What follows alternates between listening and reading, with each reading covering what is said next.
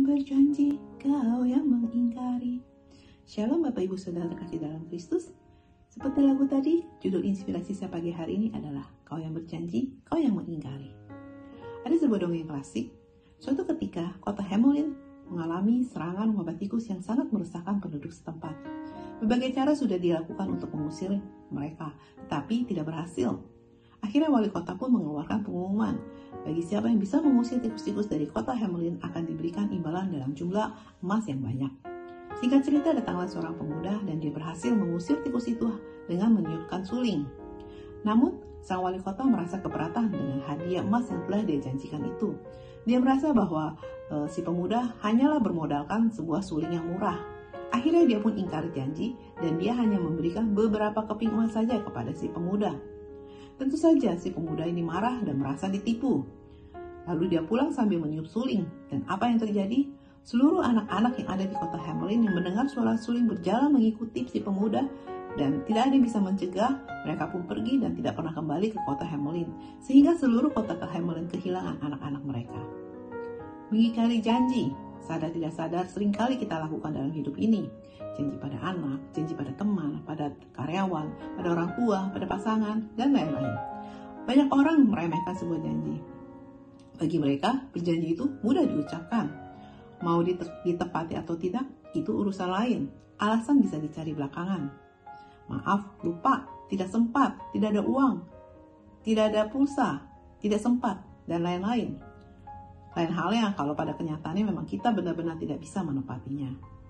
Saat kita janji ketemu dengan seseorang, kita sudah menunggu lama, tapi orang itu tidak jadi datang tanpa pemberitahuan terlebih dahulu. Hanya dengan santai dia mengirim pesan, sorry, aku lupa, sorry, aku ketiduran, dan lain-lain.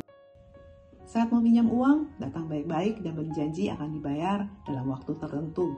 Namun saat waktunya sudah tiba, dia tidak datang, tidak ada kabar berita, tidak bisa dihubungin, bahkan mungkin kontak kita diblokir alias ghosting. Alangkah baiknya kalau dia katakan dengan jujur bahwa dia belum sanggup untuk membayar. Suami istri mengucapkan janji nikah sehidup senang mati saat menikah, tapi pada kenyataannya banyak yang mengingkarinya. Bahkan berjanji dengan Tuhan pun bisa diingkari.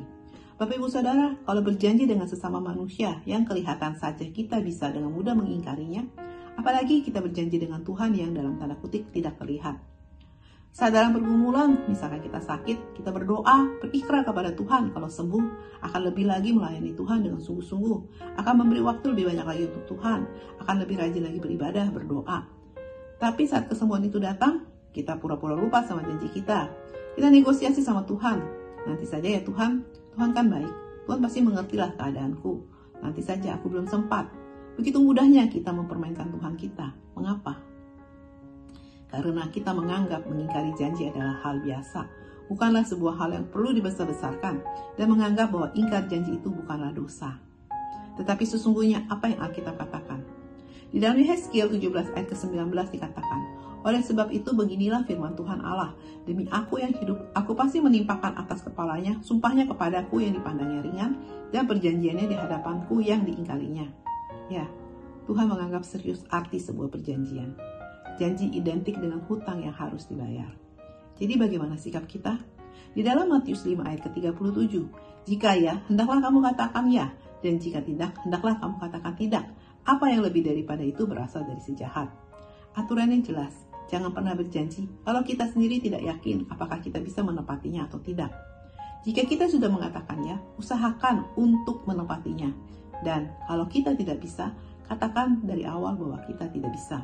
Daripada kita janji tetapi kita ingkar, itu akan membuka celah bagi iblis bermain di dalamnya dan membawa kita terus bertumbuh menjadi seorang pembohong yang tidak lagi merasa bersalah apabila kita melakukannya. Bapak Ibu Saudara, mulailah belajar untuk menepati dan menganggap serius sebuah janji.